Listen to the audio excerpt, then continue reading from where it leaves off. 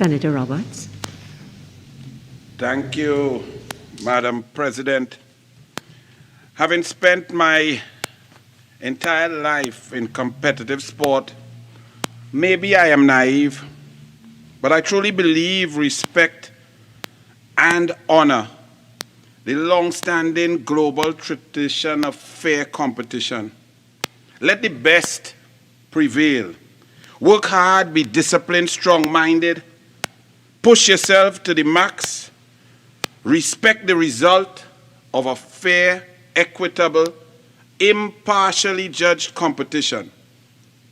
So observing, analyzing, researching, debating the various levels of executive overreach, intervention, interfering, interfacing, and influencing the process for the appointment of an independent commissioner of police by the Independent Police Service Commission has left me baffled, bemused, bewildered, and embarrassed for the members of the PNM government who've been involved in this process.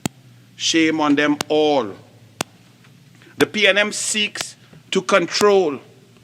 As I prepared for this debate, a statement made in this Senate by the Honorable Independent Senator Vera, as we debated and discussed at committee stage a bill to create boards and a corporation for NAPA and SAPA, the independent senator noted, why so much ministerial control, too much control? Why you want to control? Let qualified people do their jobs. Select them and let them flourish.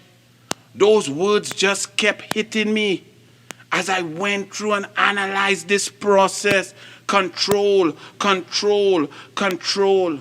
I picked up my Constitution, 1976 edition, Republican Constitution, and I tried to see what was the spirit of the law. Because we talk about Section 123(2), and the government is trying to attempt to say that what they are doing is normal and fits in and it's not unconstitutional. But when I read my Constitution and try to think about the spirit of the law, the spirit of the Constitution, the spirit of democracy and the spirit of freedom, I see it being trampled upon on every avenue. I do not share the view of my former independent colleague because I can see it throughout, from the preamble of this Constitution to different sections, elements that have taken place to bring us here to discuss or debate Legal Notice 277, Legal Notice 278, and to void it and annul it. The mere fact that we are here shows that something is awry. It's a lot of effort, a lot of time, a lot of energy, a lot of intellectual capital being wasted as our people need us to focus on laws that will assist them, protect them, and keep them safe. A constitution created a democracy that we believe we have, and one of those tenets is the separation of powers. Separation of powers is critical for democracy, so that the executive branch can control certain aspects of life, make decisions that the government or cabinet may believe are in the best interest of the people, but that there are checks and balances, that an independent institution like the police is a critical element of a democracy and must not be tampered with in any form or fashion. And the mere fact that we are here today and we can go cumulatively to say that over 1 week of debate, discussion, parliamentary time has been spent on ins and out, changes, manifestations, drafts of orders, pulling back orders, amendments to orders, all to impact a process that should be independent. That alone should give us all time to pause. Democracy is on one end of the continuum of political systems. The other end is authoritarianism. And we in Trinidad and Tobago are in a dictatorship masquerading as a democracy. I read and I recall reading the great political theories edited by Michael Curtis on page 222, where Burckhardt, the German political thinker, spoke about force and freedom. And when I read this, I was in shock. This was written analyzing political institutions and geopolitical positions and democracies and leaderships and government back in the 19th century. And he said, and I quote, the growth, Burckhardt, Force and Freedom, the growth of the power of the state. In the 19th century, it might have appeared as if the state were merely a police force protecting this multitudinous activity, i.e., industrialization in England, world trade, extension of colonialization, etc., which at one time looked at the state for cooperation in many directions, but ultimately only required of it the abolition of restrictions. And on the other hand, the state, as independently of all this development as the temporary circumstances permitted, proclaimed its power as a heritage to be increased with might and main. Whatever possible, it reduced the rights of the ties. It reduced the rights of the lower orders to a mere fiction. There were and still are dynasties, bureaucracies, and militarisms which are firmly resolved to establish their own programs and not to submit to dictation. At the same time, political thought claims for the state an ever-increasing and more comprehensive power of coercion, so that it may be in the position to put into practice the completely theoretical political programs which political thinkers periodically draw up, the most turbulent individuals demanding the most extreme control of the individual and the community. And here we are today, seated here debating legal notice after legal notice, amended legal notice, meritless, collapse of a police service commission, appointment of a new police service commission, throwing out and discarding of a meritless to create a new one, all with the underlying thread of control. You know, I am a sports fan. So allow me to put this into sports terms for the people to understand what is taking place. Because sometimes when you talk about legalese and constitution, the people get lost. But when you break it down for them, they can understand it. It's as if we are all in a stadium. The whole population is watching with great anticipation a football match. It's the 85th minute of the championship match. And the VAR is checking the last play by the great striker Double G.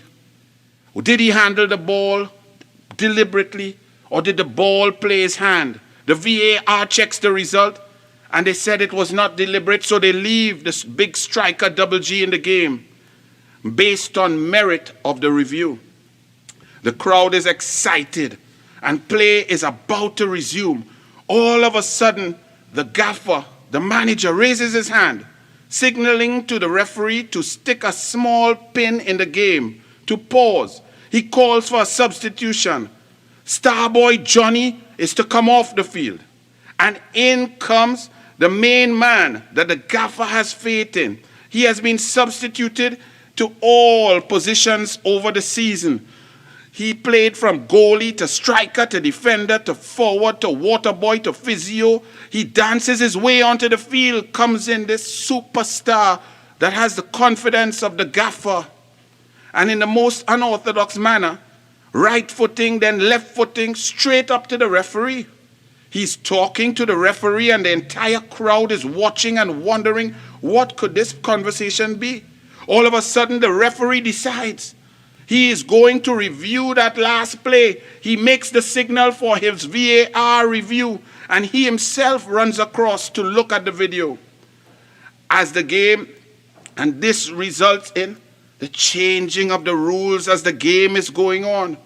After checking the VAR, the referee who had already ruled comes back and sends Double G off the field. He changes his decision based on a discussion with the substitute who came in. He takes the small pin out and resumes the game with 10 players on the field, leaving the whole crowd helplessly confused, literally at a loss. And this is what is taking place in Trinidad and Tobago. We have a system and a process, and the rules are being changed while the game is still going on. And yet it is not a game. It is very serious business that impacts the lives of our citizens that we are entrusted with keeping the care of, presenting them with a system that creates the opportunity for safety and security and upholding the Constitution throughout. But yet today, I come here and I could not believe, because we are seeing a situation where an acting Attorney General revokes the order drafted by the substantive Attorney General, and today the substantive Attorney General tries to defend the acting Attorney General's legal notice. Quite amazing. We are here now all of a sudden debating that seniority has no place. But what is seniority? The whole concept of seniority was based on merit, because it would assume, one would assume, that promotion through a police service or an army in forces that exist with ranks, that one would be promoted and become senior due to good performance based on merit, and they move up in the ranks. Now all of a sudden we are here debating that this government, this PNM government, believes that seniority is not a criteria. Therefore, the historical promotion process throughout the police service is negated and debunked. And therefore, one's track record for decades is ignored. And can we approve this? And why is this necessary? Why change the rules of the game while the game is still going on? The constitutional crisis which enveloped this country for weeks on end came about from a weak position that led to a weakening of the Constitution for weeks and weeks, making the police service weak in the face of a growing crime monster. This weak argument may appease Senator Roberts, I just want to draw your attention that you are treating with the motion brought by Senator Mark to annul the 2 legal notices. But what you're now embarking on, you're straying from Senator Mark's motion. So I'll ask you to come back to it, please. Thank you very much, Madam President. This weak argument may appease Senator Paula Gopi Schoon, who is the Minister of Trade and Industry. It may be weeks before the President of the Police Welfare Society condemns this process. In May, weeks away. The preamble to the Constitution of Trinidad and Tobago used to oust an incumbent UNC government to install another PNM government by a president who was personally motivated so to do. Senator Roberts, I ask you please to heed my advice and deal with the motion at hand, please. Thank you, Madam. I'm dealing with the motion and the constitutionality as brought into the discussion about the orders, ma'am. Senator Roberts, I have asked you to please try and be relevant to the motion. So clearly, I am not of the view that right now you're being relevant. I'd ask you please to confine yourself to the matter at hand. Thank you, ma'am. The motion we are here to do today is to annul the order legal notice 277 and 278 amended to impact the independent process of the Police Service Commission. Senator Mark and the United National Congress believe that these legal notices and the quagmire and the imbroglio that brought us to this position are and go against the Constitution, which is the supreme law of the land. The preamble of the Constitution states at Section A, a society of free men and free institutions is what we want to create here in Trinidad and Tobago. But yet the PNM has started to change this, especially in this version of the PNM, to take control, where the ministers control the TTRA, the Revenue Authority, appoint the board, appoint the investigator general, appoint all the directors general. They are putting doctors on boards and influencing independent institutions through promotion and profit based on appointments to executive positions.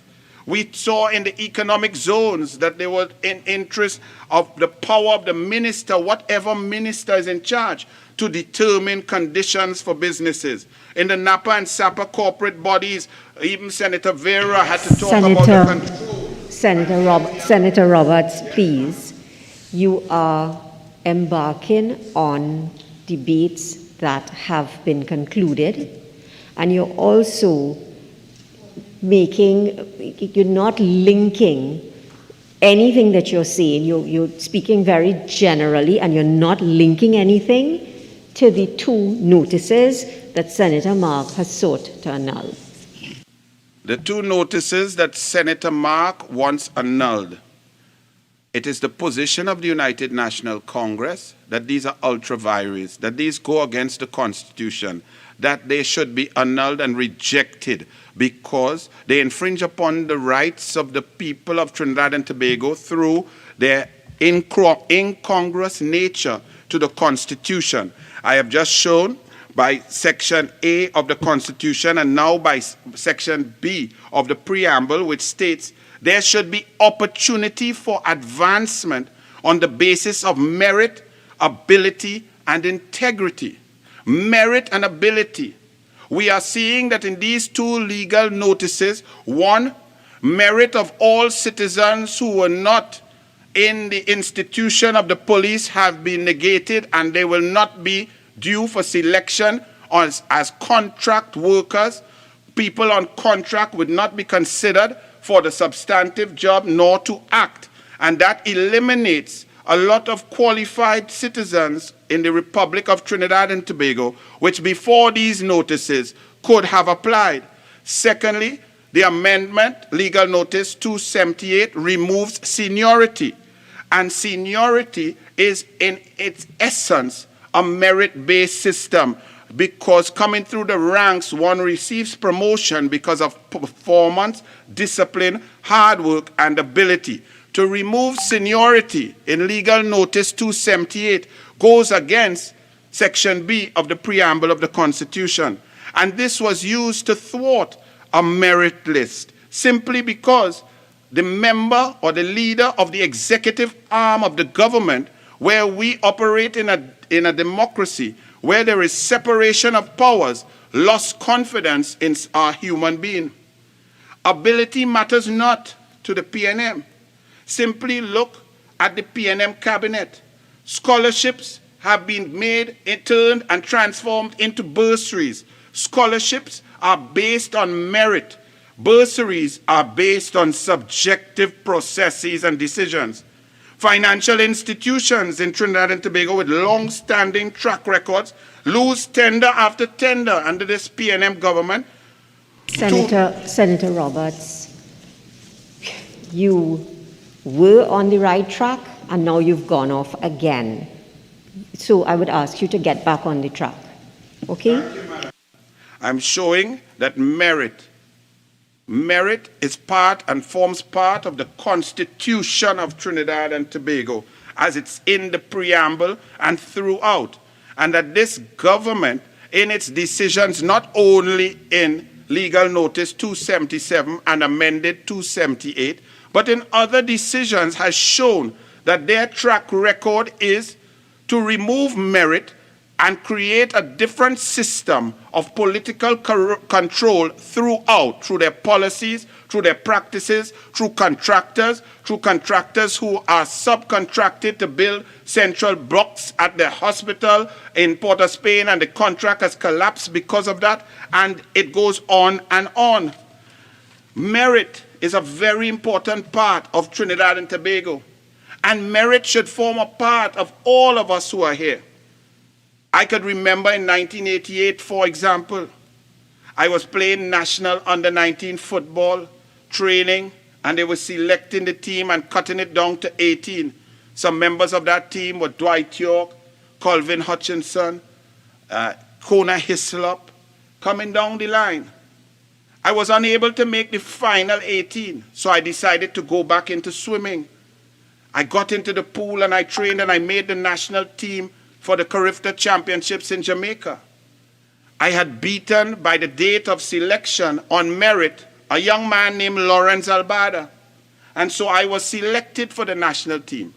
10 days later, the National Short Course Championships, Lawrence Albada beat me to a pulp, coming and going in every race. But yet the national team, they said, had been selected. I went to the president of the association and I said, on merit, Lawrence Albada needs to wear the red, white, and black. I am taking myself off of the team to make a space available for him. That is how important merit is. So if we have a merit list that citizens have gone through a process and the merit list is duly authorized and approved by a majority of the Police Service Commission, and therefore alive, well, and legal, for an executive, for a government to intervene through a legal notice to impact the merit. Senator Roberts, you are not dealing with the legal notices that are the subject of the motion. That you're not. And I will ask you, please, I don't know how many times I've asked you, but I will ask you, please, to be relevant to legal notice 277 and 278. Legal notice 277 removes a section of the population from applying to and receiving a job of high merit, a job that one has to work for their entire career. Legal notice 278 clearly removes the process and principle of seniority, which is merit, to ensure that people who may have earned an opportunity to perform a duty in this country are not allowed so to do. I am saying that legal notice 277 and 278 go against the Constitution of Trinidad and Tobago, as I just quoted from the section which stated, and I quote, there should be opportunity for advancement on the basis of merit, ability, and integrity. I proffer that merit, ability, and integrity are espoused in the principle of seniority, and therefore legal notice 278 goes against the Constitution of the Republic of Trinidad and Tobago. We have seen it in this government. In our history, we have had attorneys general of great ilk, great silk, brilliance: Carl Hudson Phillips, Anthony Smart, Russell Martino, Keith Sobian, Ramesh Maraj, Sir Ellis Clark, Selwyn Richardson, Anthony Smart, Anand Ramlogan. And now we are forced here with an attorney general who cannot spell blanchishers and prints and drafts laws, brings them to the parliament, thwarts the Constitution. Point of order, 46-4. Senator Roberts, I uphold the standing order. I uphold the objection. I will ask you, please, this matter that is before us is not about the Attorney General. So I will ask you, please, in your last few minutes, to come to the matter at hand, come back to it. Thank you very much. This matter at hand is about merit, and the current Attorney General does not merit the position. What is wrong Senator Roberts, I will ask you, please, to withdraw that statement. I withdraw. Madam President, what is wrong with merit? Why so much energy and effort? Why so much thought and parliamentary gymnastics with regards to the appointment of a commissioner of police? Section C of the preamble continues, all persons may, to our constitution, of which these two legal notices are starkly in opposition to the principles. Senator Roberts, you have 5 more minutes. Thank you. The spirit and the concept of our Republican Constitution. The preamble, section C, says all persons may, to the extent of their capacity, play some part in the institutions of the national life and thus develop and maintain due respect for lawfully constituted authority. When one plays games and shenanigans in the process of selection and removes merit and removes seniority and creates a situation where political interference leads to the selection of the leadership of the police force, the police service, one would understand that the population will lose confidence in such a service. That is why this process was created, to be independent. The Independent Police Service Commission, and what has occurred over the last 3 months has left the population aghast and without trust in the leadership of the police service. A pristine process brings trust. A tainted process engenders disrespect. And it is our position that legal notice 277 and legal notice 278 taint the independent process of the selection of a commissioner of police. Policing requires community policing. It requires citizens to come forward with trust. But when people feel that there is political interference in the police service will suffer. Section 2 of this Constitution is the supreme law of the land, and any other law that is inconsistent with this Constitution is void to the extent of the inconsistency. Based on all antecedents bringing us to this stage today, I proffer that legal notice 277 is void. Amended legal notice 278 is void. The collapse and subsequent rapid replacement of the Police Service Commission is void. The rejection of a properly, legally constituted and approved merit list is void. The current leadership, which owes its elevation to the compromise nutrition of the poison tree from the rancid root, manifested in the hardened heart of a lost, confused and dangerous dictator, is void. The PNM is void. The PNM must go, and that is mandatory. I leave you with this critical question. What would be so urgent, so important, or critical to make a prime minister, a cabinet, and or 2 attorneys general, substantive and acting, flout existing laws, the Constitution, the principle of separation of powers, the principles of fairness, merit, and propriety in this blatant, glaring manner, knowing full well that the population is watching, listening, discerning, and understanding exactly what is being perpetrated by this dictatorial, oppressive PNM government, and that they have responded politically in Tobago Madam President, already. 46.4 and 46.6, please, on a point of order.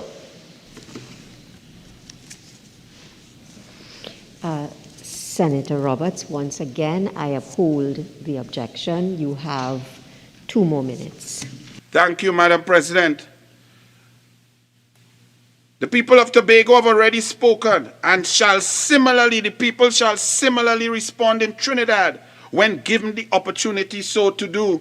Why would a government take such a risk to interfere in an independent process? Why does a government need to control the police? Why would a government require a legal notice 277 and 278 to prevent someone from attaining a job that they duly deserve so to be based on the merit list? Why? I ask why. And I leave it for the population to answer that question. Thank you, Madam President.